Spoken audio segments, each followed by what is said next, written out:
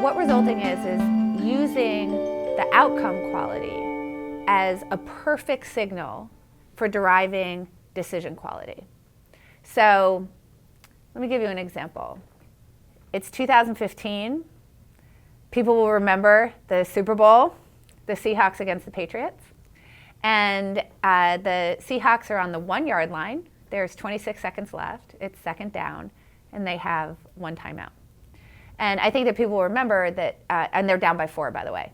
People will remember that famously, Pete Carroll called a pass play. Russell Wilson passed the ball. It was intercepted. And the next day, the headlines were, let's just say, pretty bad for Pete Carroll. So they were, worst play in Super Bowl history. Pete Carroll's, I think some of them called him an idiot.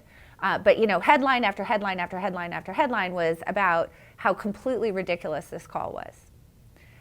Now, there were a couple of outlying voices. One of the main ones was a guy named Benjamin Morris over at 538, and he went through some of the analytics on the play and actually had very, very good arguments for why that was, at worst, reasonably thought through and possibly quite a brilliant play if you were just thinking statistically.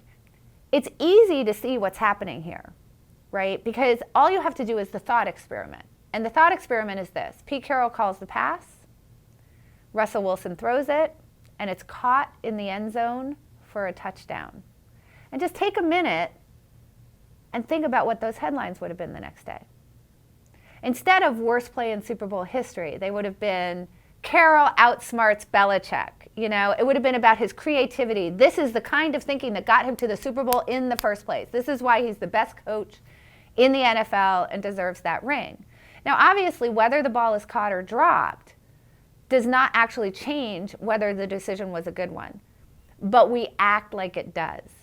And that's what resulting is.